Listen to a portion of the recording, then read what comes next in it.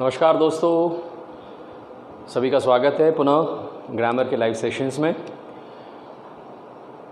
इसके पहले कि हम अपना लाइव सेशन स्टार्ट करें, मैं सभी से निवेदन करूंगा कि वर्तमान परिस्थितियों में अपने घर में रहें, सुरक्षित रहे और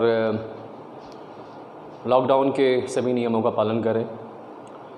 स्टे होम, स्टे सेफ। वर्तमान महामारी को हमें पूरी ताकत और मजबूती से लड़ना है। वर्तमान समय में हमारे देश में परिस्थितियां भी चुनौती भरी हैं, चुनौतीपूर्ण हैं। हमारे देश के मज़दूर एक स्थान से दूसरे स्थान पर अपने घरों के लिए पलायन कर रहे हैं। उनका दर्द भी हमारे दिलों में है। हम जानते हैं कि हम बहुत सारी समस्याओं का निराकरण नहीं कर सकते, लेकिन इस चुनौती भरे माहौल में भी हम अपने आप को एक नए रूप में ढाल सकते हैं। इसी चुनौती को ध्यान में रखते हुए मैंने ये लाइव सेशंस जो कि ग्रामर के हैं उनको पढ़ाने का फ़ैसला किया है। तो चलिए हम शुरू करते हैं अपने ग्रामर सेशन को। मैं कुछ शुरुआत में आप लोगों से निवेदन कर देता हूँ कि जितने भी बच्चे यहाँ पर बैठे हैं वे अगर पेरेंट्स के साथ बैठे हैं, साथी बैठे हैं, तो वे अपने साथ एक कॉपी और एक पेन लेकर बैठें कि अगर कुछ काम की बातें उन्हें लगती है तो इसको आप अपनी कॉपी पेन में नोट कर सकते हैं। देखिए, मैं ये तो दावा नहीं कर सकता कि कोई 1, 2, 4, 5 सेशन के अंदर हम लोग अंग्रेजी सीख सकते हैं। ये सेशन स्पेसिफिकली बिगनर्स के लिए है। मोटे तौर पे मैं यूँ कहूँ कि किसी भी लैंग्वेज को सीखने के लिए आपको सबसे पहले जो चीज़ सीखनी होती है वो उसके बेसिक कंसेप्ट को सीखना पड़ता है। और मैं ये दावा भी नहीं कर सकता क्योंकि यहाँ बहुत सारे ऐसे विद्यार्थी होंगे, ऐसे बहुत सारे लोग होंगे जिन्हें अक्सर, जैसे अभी मैंने थोड़े दिन पहले जब मैं क्लासेस लेता था अपनी ऑनलाइन क्लासेस, तो उसमें काफ़ी सारे साथी लोग आते थे। वो कहते थे कि सर हमें पढ़ना आता है, हमें समझ जाते हैं, हम लोग कोई किताब पढ़ते तो ये समझ में आ जाता है इसमें क्या लिखा है, और लेकिन हम बोल नहीं पाते। तो ये कोई दावा नहीं है, कोई गारंटी नहीं है कि आप लोग पढ़ लेते हैं, लिख लेते हैं तो आप उसको बोल भी सकते हैं। बहुत मुश्किल होता है ये, इट इज़ वेरी टफ। और बोलना एक पूरी अलग विधा है और एक बहुत सिंपल सा फंडा आप सीख सकते हैं यहाँ पर कि किसी सेंटेंस को अगर आपको बनाना आता है तो आपको उसे बोलना भी आता है। तो पहली शर्त ये नहीं है कि आप अचानक बोलना शुरू कर दें, ऐसा नहीं है। हमारे यहाँ पर प्रैक्टिस सेशंस के अंदर हम लोग बच्चे हमारे पास आते हैं और वे सारे बच्चे जो हैं वो सीधे प्रैक्टिस सेशंस में ही काम करते हैं।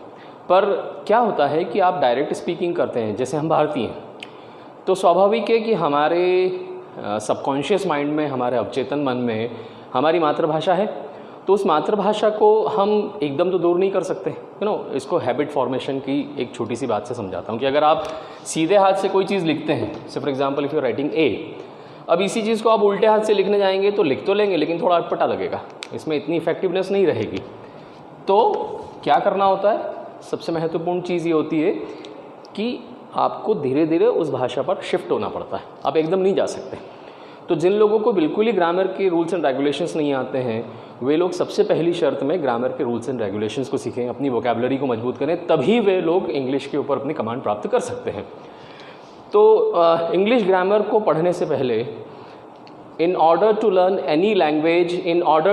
Any language you must first learn grammar of that language.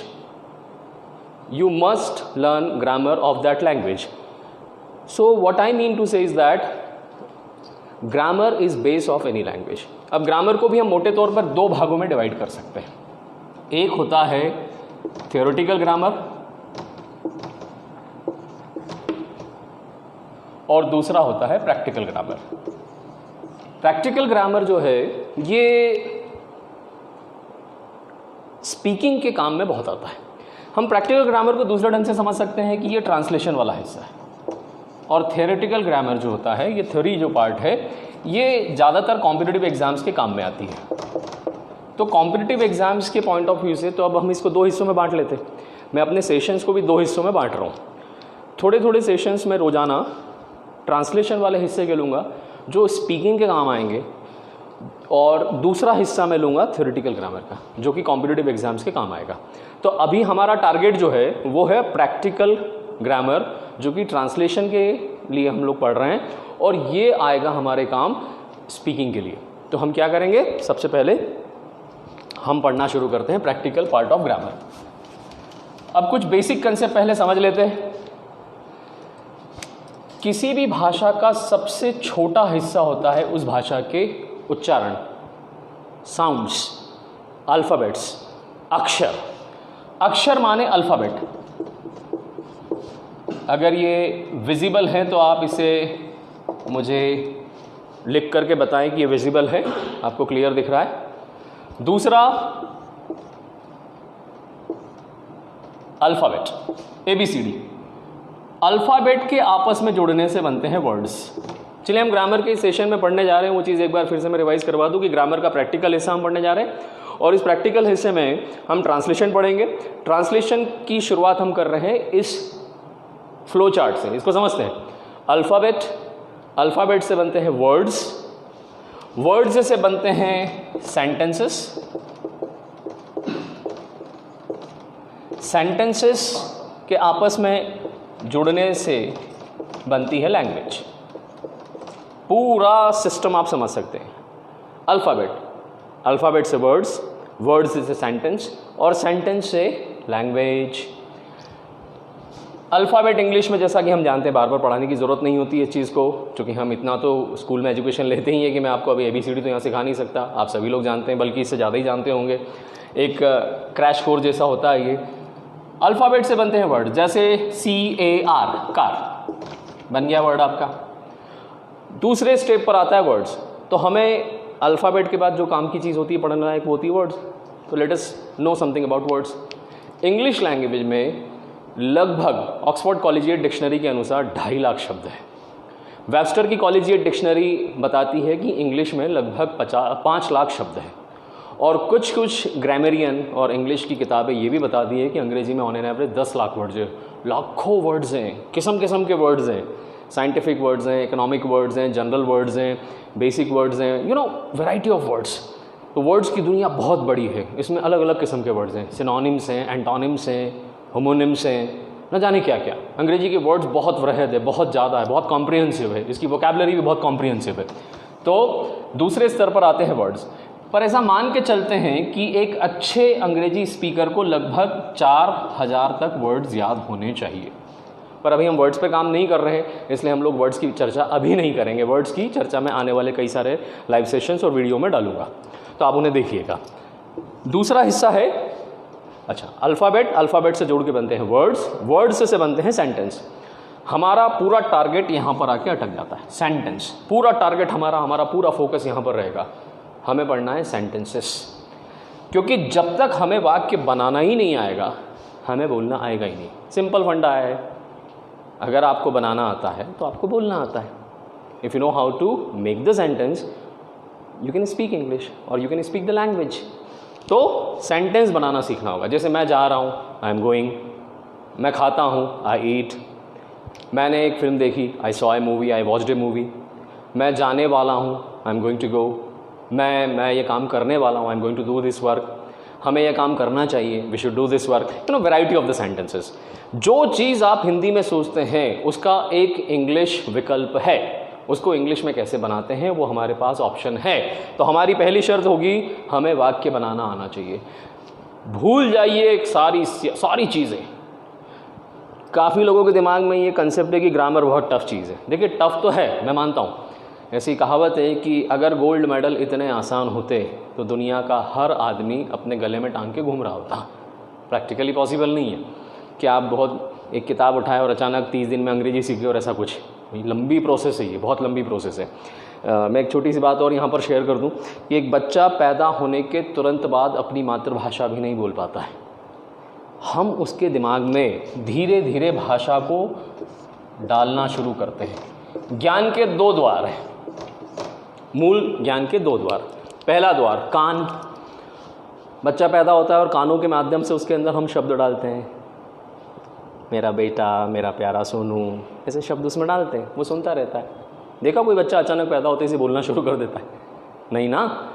तो बच्चा पैदा होकर बोलना तो शुरू नहीं करता, धीरे धीरे स्टेप बाय स्टेप प्रोसेस में वो सीखता है। अब जैसे मध्य प्रदेश के क्षेत्र में रह रहा बच्चा, हिंदी भाषी क्षेत्रों में रह रहा है, तो हिंदी भाषी क्षेत्रों के अंदर उसके कानों में जो भाषा जा रही है वो कौन सी? हिंदी। महाराष्ट्र में रह रहा है तो मराठी, बंगाल में रह रहा है तो बंगाली।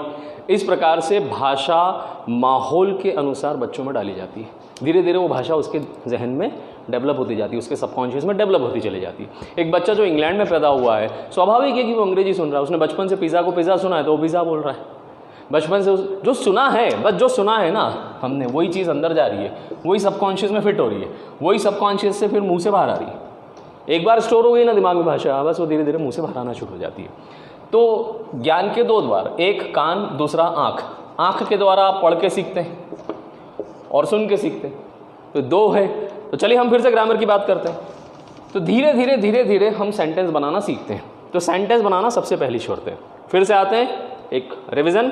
अल्फ़ाबेट, अल्फ़ाबेट से बनते हैं वर्ड्स, वर्ड्स से बनते हैं सेंटेंसेस। 26 अल्फ़ाबेट आपस में जुड़ जुड़ के पूरा खेल, मैथ्स के लिए कहते हैं 0 1 2 3 4 5 6 7 8 9, इन 10 डिजिट्स में पूरा मैथ्स छुपा है, इसी का गुणतारा है।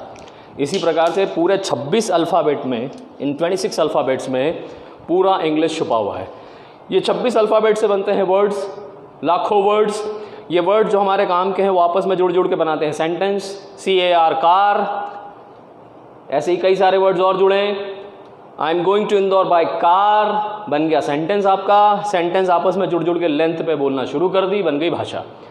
एक बार आप लोगों ने सेंटेंस पर अपनी कमांड प्राप्त कर ली, उसके बाद धीरे धीरे प्रैक्टिस के जरिए आप उसमें परफेक्ट हो सकते हैं। Practice makes a man, women too, practice makes a man perfect. I am not gender biased. Practice makes everyone perfect. Practice के लिए ब्रूस ली ने एक बहुत अच्छी बात कही है, I am not afraid of the people those who know 1000 types of kicks. I am afraid of the person those who practice one kick 1000 times. मुझे डर उन लोगों से नहीं लगता जिन्हें हज़ारों किस्म की किक्स चलानी आती है। मुझे डर उन लोगों से लगता है जिन्होंने एक किक को हज़ारों बार प्रैक्टिस किया है। एक किक को हज़ारों बार प्रैक्टिस किया है। एक वर्ड उठा लो, 50 100 200 बार पढ़ लो, याद हो जाएगा। समस्या ये है हमारे साथ कि हम लोग करते नहीं हैं, बस, और कोई कारण नहीं है मित्रों। Friends, we don't do this. When we start doing this we can be master of it. Then sentences, then language. अब लैंग्वेज के बारे में एक और छोटी सी, यहाँ क्लियर है, विजिबल है, इस क्षेत्र में देख सकते हैं। लैंग्वेज के हम 4 पार्ट्स कर देते हैं लैंग्वेज के। पहला स्पीक, आप बोल सकते हैं इसे। देन यू कैन लिसन, इसे सुन सकते हैं। देन यू कैन राइट, आप उसे लिख सकते हैं। और यू कैन रीड, उसे पढ़ सकते हैं। तो 4 विधा हो गई भाई। अल्फ़ाबेट से बने वर्ड्स, वर्ड्स से बने सेंटेंस, सेंटेंस से बनी लैंग्वेज। लैंग्वेज आप बोल सकते हैं, लैंग्वेज आप सुन सकते हैं, लैंग्वेज आप लिख सकते हैं, लैंग्वेज आप पढ़ सकते हैं। इसके अलावा लैंग्वेज का आप कुछ और नहीं कर सकते। 4 चीज़ें। तो चारों पर महारत हासिल करनी है तो सबसे पहले क्या पढ़ना पड़ेगा? सेंटेंस।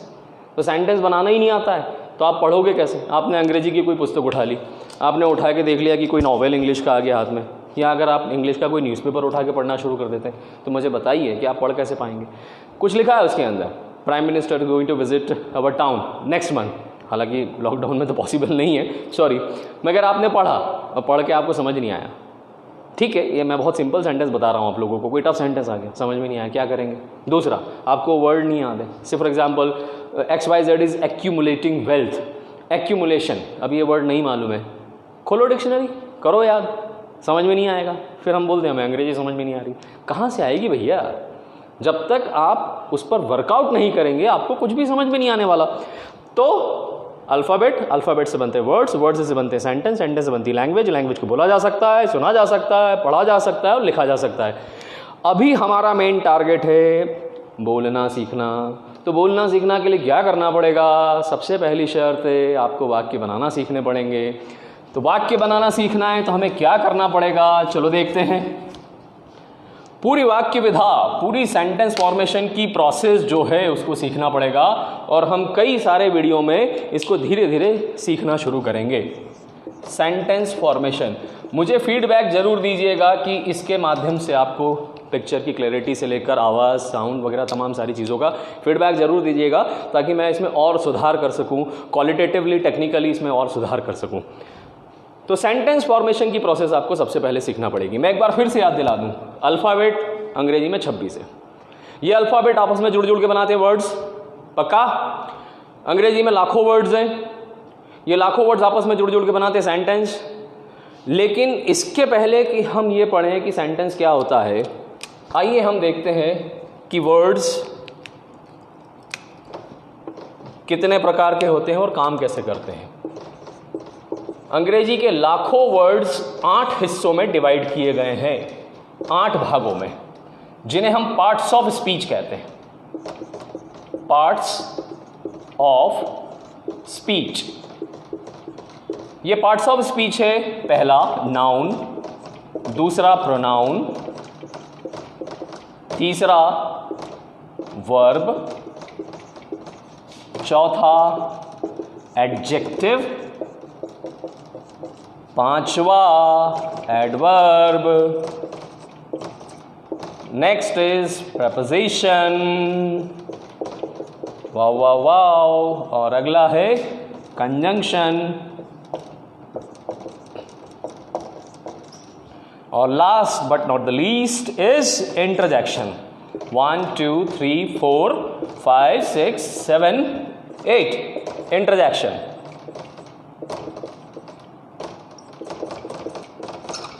इन्हें देख सकते हैं आप। अगर क्लियर नहीं हो तो मुझे लिख के जरूर बताइएगा। Noun NOUN, pronoun PRONOUN, verb VRB ADJECTIV, adjective adverb ADVERB, preposition PREPOSITION, conjunction CONJUNCTION, interjection INTERJECTION।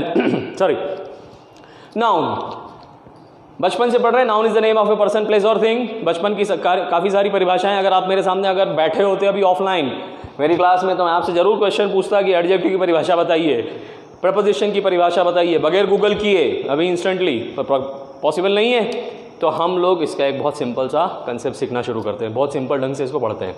Noun, वो हर चीज़ जिसका एक नाम है उसे नाउन कहते हैं। हर चीज़, इसका क्या नाम? Marker, collar mic, air condition, white board, duster, book, हर चीज जो आपको दिखाई दे रही है, बगैर नाउन के ये दुनिया वो वाली हो जाती। नाउन, तुम्हारा भी एक नाम है, मेरा भी एक नाम, मेरा नाम Pinakin Barot, noun, proper noun. Dog, common noun. Animal, common noun. Wood, लकड़ी, material noun. Group, people, collective noun. Knowledge, death, abstract noun. बहुत सारे उसकी और डिटेल है, उसके फर्दर डिटेल अभी हम पढ़ने में इंटरेस्टेड नहीं है, वो समय पर हम आने वाले समय में उसके और मैं वीडियो बनाऊंगा, आप मुझे बताएंगे जब मैं कॉम्पिटिटिव एग्जाम्स के लिए जब ग्रामर के सेशन लूँगा उसमें ज़रूर बताऊंगा। अभी हमें स्पोकन के पॉइंट ऑफ व्यू से सीखना है, इसलिए हम लोग उस हिस्से को सीख रहे हैं। तो नाउन, नाम वाले शब्द, दुनिया में हर चीज़ जिसका एक नाम है उसे नाउन कहते हैं। अपनी परिभाषा, आसान परिभाषा, anything that is a name is called as a noun. दूसरा प्रोनाउन, अब बार बार आप नाउन का इस्तेमाल नहीं कर सकते, घर में जाके तो बोल नहीं सकते मम्मी मम्मी राजू आ गया, राजू को खाना दो। तो नाउन के स्थान पर आने वाले छोटे शब्द जो होते हैं उन्हें प्रोनाउन कहते हैं। मम्मी मम्मी मैं आ गया, मुझे खाना दो, मैं जाऊंगा, मैं, मुझे, हम, हमें, तुम, तुम्हें, तुम्हें, तुम खुद, उसे, उनको, ये सब प्रोनाउंस हैं। नाउन, नाम वाले शब्द, प्रोनाउन, नाम की जगह आने वाले शब्द। अगली चीज़ है वर्ब, क्रिया, कार्य, कोई भी कार्य, any work in this world. खाना, उठना, बैठना, मरना, जीना, भागना, कूदना, तमाम सारे वर्ड्स जिसमें एक्शन दिख रहा है। अब उसके भी डिटेल्स हैं पर वो अभी हम नहीं पढ़ेंगे, वो आने वाले वीडियोस में देखेंगे। वर्ब्स सामान्य तौर पर, बेसिक लेवल पर, क्रिया। अगली चीज़ है एडजेक्टिव। एडजेक्टिव मतलब नाउन की विशेषता बताने वाले शब्द। चलो एक क्विक रिविजन। नाउन, नाम वाले शब्द, प्रोनाउन, नाम की जगह आने वाले शब्द, वर्ब, कोई भी कार्य, एक्शन। एडजेक्टिव, नाउन की विशेषता। एडजेक्टिव, नाउन की विशेषता। नाउन कैसा है? लड़का कैसा है? सुंदर है, इंटेलिजेंट है, समझदार है, बहादुर है, ताकतवर है। व्यक्ति कैसा है? धनवान है, मोटा है, लंबा है, सुंदर है। ऐसे शब्द जो विशेषता बताते, जो बताते हैं कि ये कैसा है, कैसा, हाउ, कैसा है, बस ये बताने के लिए आपके पास एडजेक्टिव है। अगली चीज एडवर्ब। फिर से नाउन, नाम वाले शब्द, प्रोनाउन, नाम की जगह आने वाले शब्द, वर्ब मतलब कोई भी कार्य, एडजेक्टिव, नाउन की विशेषता, एडवर्ब वर्ब की विशेषता। मॉडिफिकेशन ऑफ द वर्ड्स, कोई भी कार्य कैसे हो रहा है। नाउन बताता है, सॉरी एडजेक्टिव बताता है नाउन कैसा है, एडवर्ब बताता है वर्ब कैसे हो रही है, क्रिया कैसे हो रही है। वह जा रहा है, तेज़ी से जा रहा है, धीरे धीरे जा रहा है, ध्यान से पढ़ो, इधर देखो, ध्यान से मेरी बात सुनो, ढंग से बैठो, ढंग से, ध्यान से, ऐसे शब्द एडवर्ब हो गए। अगली चीज़ प्रेपोजिशन, नाउन या प्रोनाउन को मुख्य वाक्य में जोड़ने वाले शब्द जिसके माध्यम से लेंथ बढ़ जाती है वाक्यों की। प्रेपोजिशन बहुत सामान्य भाषा में, बहुत हेवी डेफिनेशंस नहीं सीख रहे हैं इसके हम। नाम वाले शब्द, नाम की जगह आने वाले शब्द, कोई भी कार्य या एक्शन बताने वाले शब्द, नाउन की विशेषता, वर्ब की विशेषता, वाक्यों में शब्दों को जोड़ने वाले शब्द प्रेपोजिशन। क्विक। इसके बाद कंजंक्शन, समुच्चय बोधक शब्द, दो या दो से अधिक वाक्यों को आपस में जोड़ने वाले शब्द। और आखिरी चीज़ है इंटरजेक्शन, अचानक उत्पन्न होने वाले शब्द। आपने कोई सांप देख लिया, वाह, कोई आश्चर्य हो गया, ओह, गुस्सा आ गया, हे, दर्द हुआ, आउच, ऐसे शब्द जो हैं ये क्या है, interjection. Noun, pronoun, verb, adjective, adverb, preposition, conjunction, interjection. 8 parts of speech हैं, ये 8 आपस में जुड़ जुड़ कर विभिन्न किस्म के वाक्य बनाते हैं। चलो एक quick revision. Alphabet, ABCD alphabet से बने वर्ड्स। तो हमने वर्ड्स के बहुत ज़रा से डिटेल पढ़े, बहुत माइनर से। इसके ऊपर किताबें लिखी गई है, ग्रामर की पोथियाँ लिखी गई है, बहुत बड़े बड़े हैं ये, इतनी जल्दी नहीं आने वाले। वर्ड्स के थोड़े से डिटेल्स पढ़े हमने। अब इनके आपस में जुड़ने से बनते हैं सेंटेंसेस। तो हमारी जो मेन चीज़ है सेंटेंस फॉर्मेशन की प्रोसेस, हम सीधे उस पर आते हैं, वाक्य क्या होते हैं। एक चीज़ ज़रूर ध्यान रखना, 8 पार्ट्स ऑफ स्पीच में शुरुआती दौर में मात्र 3 पार्ट्स ऑफ स्पीच काम आते हैं, नाउन, प्रोनाउन और वर्ब। इसकी सहायता से आप बहुत सामान्य किस्म के सेंटेंस बना सकते हैं। I am not talking about those who are brilliant, those who are very intelligent, those who know how to make the sentences. I am not talking about the people, those who know English very well, those who can make the sentences, but unfortunately they are not able to speak or express themselves. I am talking about the people, those who do not know how to make the sentences properly. मेरा मूल उद्देश्य सिर्फ ये है कि जिन लोगों को वाक्य बनाना ही नहीं आता, तो सबसे पहली शर्त है उन्हें वाक्य बनाना सीखना पड़ेगा। पहली शर्त क्या है? वाक्य बनाना सीखना। वाक्य बनाना ही नहीं आता। अब इसको हम मैथ्स के कंसेप्ट से समझते हैं। हम शुरुआती दौर में बहुत छोटे छोटे वाक्य बनाना सीखेंगे, शायद 3 शब्दों से मिलके बने हुए वाक्य, 3 वर्ड्स से मिलके बने वाक्य हम बनाना सीखेंगे। स्टेप बाय स्टेप हम बड़े वाक्य सीखेंगे। भैया पहले छोटे काम पे तो अपनी ग्रिप हासिल कर लें, फिर बड़े कार्यों पे हम अपनी ग्रिप हासिल करेंगे। तो प्रैक्टिकली पॉसिबल नहीं है कि अचानक बड़े बड़े सेंटेंस बना दो। मैथ्स की भाषा में 2 दूनी 4 सीखें, फिर सीखेंगे 326 गुणित 728, और अगर ताकत होगी तो और बड़े वाक्य बनाना सीखेंगे। पर पहली शर्त, मैं जा रहा हूँ ये बनाना आता है, मैं जा चुका हूँ ये बनाना आता है। इससे आगे के लेवल के भी वाक्य सीखेंगे। पर स्टेप बाय स्टेप आने वाले कई सारे वीडियो में सेंटेंस फॉर्मेशन की प्रोसेस एक बात दिमाग में बैठा के रख लीजिए मित्रों, ये एक दिन में ख़त्म होने वाली प्रोसेस नहीं है, ये लंबी चलने वाली प्रक्रिया है। मेरे पास काफ़ी सारे लोग आते हैं कि सर हमें अंग्रेजी सीखना है।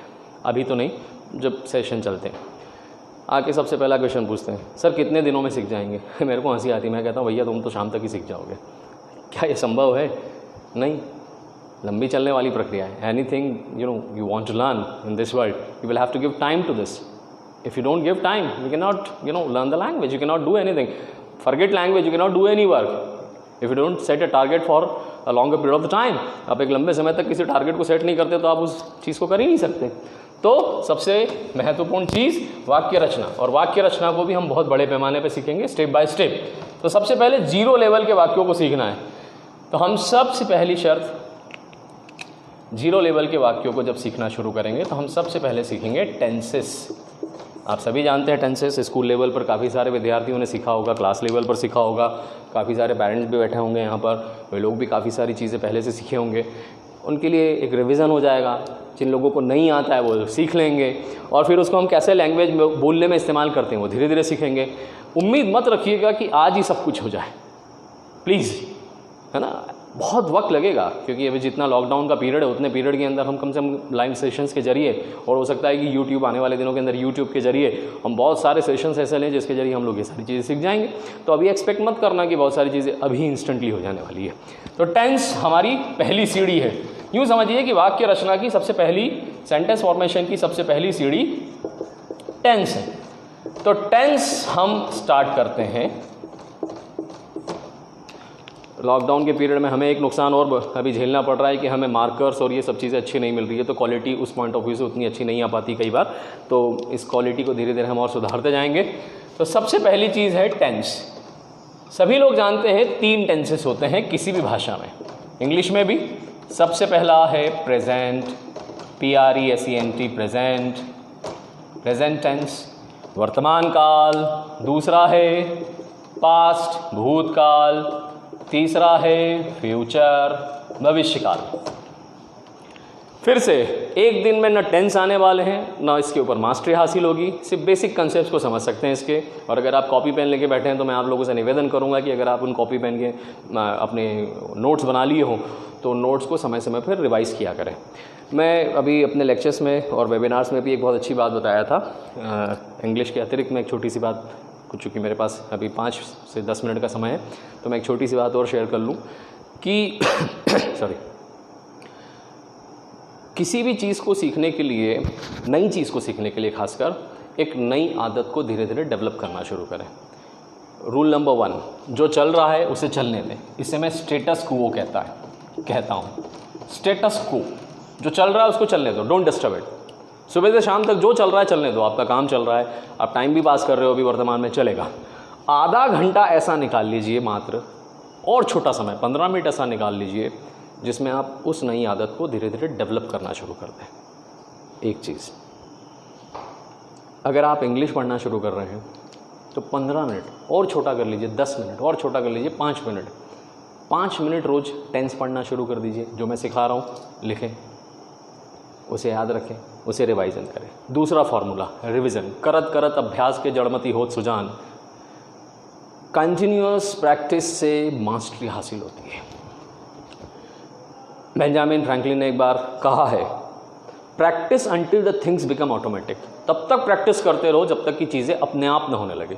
अपने बचपन में साइकिल चलाना सीखी, प्रैक्टिस करते करते करते आप आज मास्टर हो गए उसके ऊपर। अब बाइक भी स्पीड से चला लेते हो। एक छोटे से बच्चे से आप एक्सपेक्टेशन करते हो कि वो अचानक बाइक चलाना शुरू कर दे? नो। ठीक इसी प्रकार से practice until the things become automatic. तब तक प्रैक्टिस करते रहो जब तक कि चीज़ अपने आप न होने लगे। अंग्रेजी सीखना है, टेंस सीखना है, ग्रामर सीखना है, धीरे धीरे प्रैक्टिस करना शुरू करो। बिल्कुल शुरुआत से ले रहे हैं हम। सबसे पहले टेंस। तो 3 टेंस होते हैं जैसा कि आप देख सकते हैं। इनको हम 4 सब डिवीज़न वर्ग में डिवाइड कर देते हैं, 4 हिस्सों में और बांट देते हैं। सबसे पहला सिंपल। मैं अपने कैमरामैन साथी जसप्रीत सिंह जी का शुक्रिया अदा करता हूं जो मेरे साथ में अभी मेरे साथ वर्क कर रहे हैं। Thank you Jaspreet. और वे थोड़ा मुझे बताएं कि क्या ये पूरा यहाँ तक क्लियर दिख रहा है?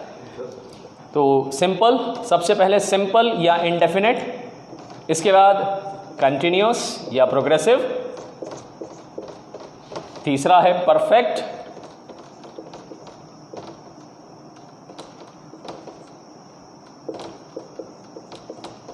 और चौथा है परफेक्ट कंटिन्यूअस।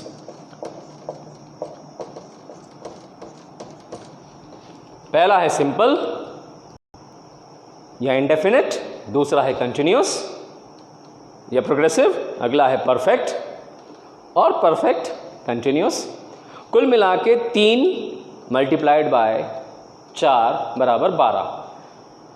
टोटल 12 टेंस हो गए। Present simple, present continuous, present perfect, present perfect continuous. Past simple, past continuous, past perfect continuous. इसी रंग से future simple, future continuous, future perfect continuous. 12 tense हो गए।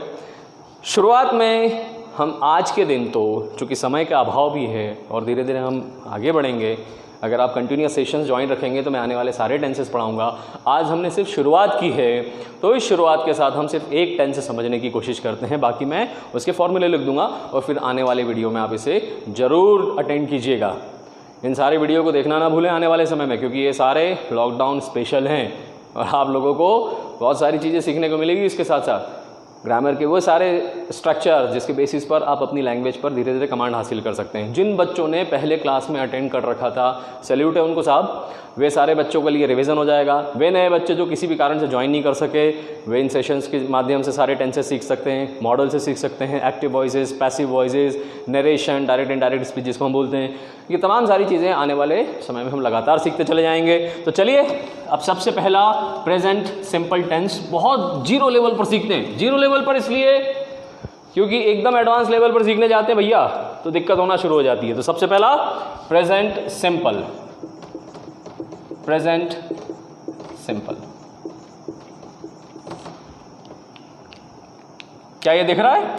प्रेजेंट सिंपल, इसकी पहचान, ऐसे वाक्य जिनके अंत में ता है, ती है, ते हैं, ता हूं, ती हूं के अलावा है, हूं, हो आता है, वे सब प्रेजेंट सिंपल में बनते हैं।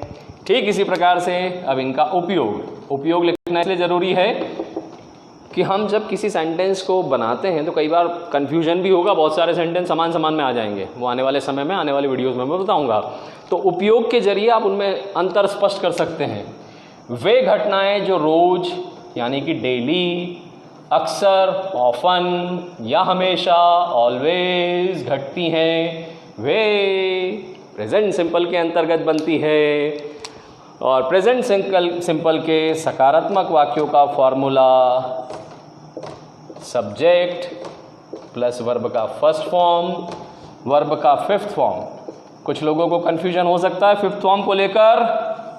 फिफ्थ फॉर्म कुछ और नहीं है, फिफ्थ फॉर्म प्रेजेंट सिंपल में वर्ब का फर्स्ट फॉर्म ही है जो थर्ड पर्सन सिंगुलर यानी कि ही, शी, इट या कोई भी सिंगुलर नेम के साथ एस या ईएस लगाकर बनता है, उसे हम फिफ्थ फॉर्म कह सकते हैं।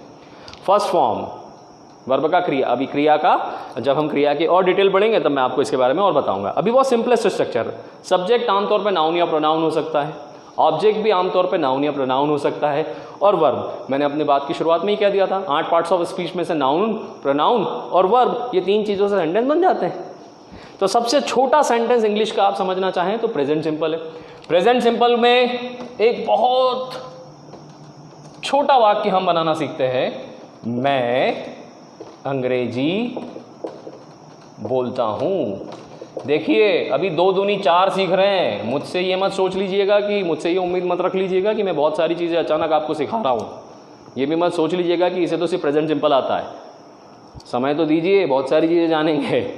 अभी don't expect anything right now. ये तो किसी भी काम को शुरुआत करने के लिए ABCD से शुरू करना पड़ेगा, तो चूँकि अपना पहला सेशन है इसलिए हम लोग अभी इसको शुरू कर रहे हैं। तो मैं अंग्रेजी बोलता हूँ। हिंदी में ये वाला हिस्सा सब्जेक्ट है, थोड़ा उल्टा होता है। इसको यहाँ थोड़ा सा देखें, मैं रिक्वेस्ट करूँगा जसप्रीत से कि इसे ऊपर लाएं, या मैं अंग्रेजी बोलता हूँ। हिंदी में ये हिस्सा सब्जेक्ट कहलाता है, सब्जेक्ट। ये हिस्सा ऑब्जेक्ट कहलाता है और ये हिस्सा वर्ब कहलाता है। सब्जेक्ट कर्ता, ऑब्जेक्ट कर्म, वर्ब क्रिया। इंग्लिश में कुछ ऐसा फॉर्मेशन हो जाता है, ध्यान दीजिए, ये मैं, ये आ गया आई, स्पीक आ गया बीच में और इंग्लिश चला गया पीछे।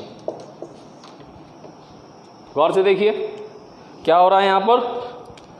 सब्जेक्ट की जगह पर आ रहा है, ऑब्जेक्ट जा रहा है पीछे और क्रिया आ रही है बीच में। हिंदी में है 1 2 3, इंग्लिश में है 1 3 2, 1 2 3 1 3 2, जस्ट अपोजिट। सब्जेक्ट की जगह, ऑब्जेक्ट चला गया पीछे। मतलब जो चीज़ हिंदी में पीछे वो हमें बीच में लानी है। बहुत बेसिक लेवल पर है हम लोग। तो मैं अंग्रेजी बोलता हूँ, इसको अब आप नीचे देख लीजिए, आई स्पीक इंग्लिश। क्या ये विजिबल है? मैं इंग्लिश बोलता हूँ, आई स्पीक इंग्लिश। हम इंग्लिश बोलते हैं, वी स्पीक इंग्लिश, तुम इंग्लिश बोलते हो, यू स्पीक इंग्लिश। इसी प्रकार से कंटिन्यूअस। ठीक इसी प्रकार से ही, शी, इट के साथ मैं ऊपर लिखता हूं इसको,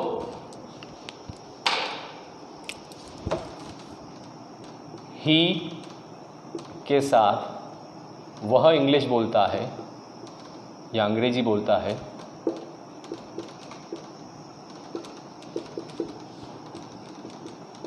ही स्पीक्स इंग्लिश।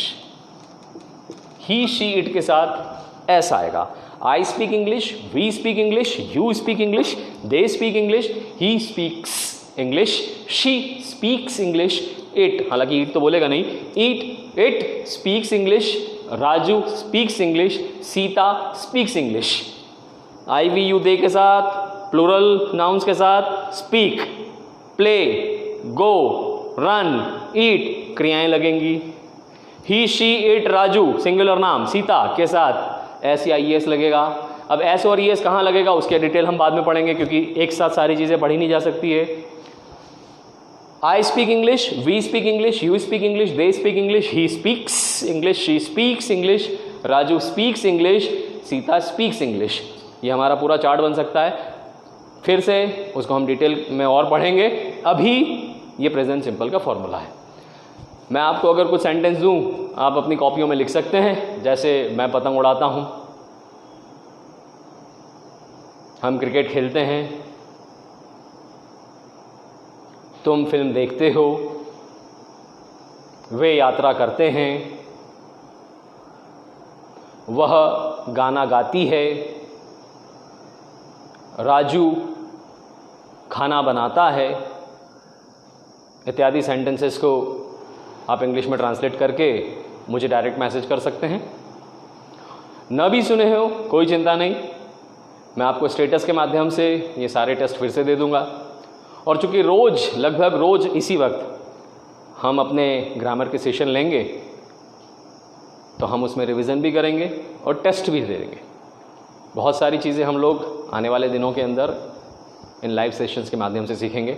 आज मैंने आप लोगों को सिर्फ बेसिक चीज़ें बताई थी कि किसी भी भाषा को सीखने के लिए सबसे पहले उस भाषा का ग्रामर सीखना पड़ता है। ग्रामर को हमने मोटे तौर पर कुछ इस प्रकार से डिफाइन किया था कि अल्फ़ाबेट, वर्ड्स, सेंटेंसेस के माध्यम से लैंग्वेज सीखी जा सकती है। वर्णमाला, वर्णमाला के आपस में जुड़ने से वाक्य, क्षमा कीजिए, शब्द, शब्द के आपस में जुड़ने से वाक्य, वाक्य के आपस में जुड़ने से भाषा बनेगी। तो वाक्य बनाना अभी हमारी स्टेप है। सबसे पहला tense present simple, formula subject plus verb का फर्स्ट फॉर्म या फिफ्थ फॉर्म प्लस ऑब्जेक्ट। मैं अंग्रेजी बोलता हूँ, आई स्पीक इंग्लिश। इस छोटे से सेशन में अभी हम इससे ज़्यादा नहीं सीख पाएंगे। धीरे धीरे हम अपने सेशन को और बड़ा करेंगे, एक्सपांड करेंगे, बहुत सारी चीज़ें उसमें जानने को मिलेगी। मुझे आप मैसेजेस करके फीडबैक ज़रूर दीजिएगा कि मैं इसमें और क्या चेंज लाऊं और क्या सुधार करूं। आज का सेशन मैं यहीं समाप्त करूंगा, क्योंकि हमारा जो नियत समय था वो अब समाप्त होने जा रहा है। एक छोटी सी की बात के साथ मैं अपनी बात समाप्त करूंगा कि धीरे धीरे आप स्टेप बाय स्टेप इन सारी चीज़ों को अडॉप्ट कर सकते हो, सीख सकते हो और आगे बढ़ सकते हो।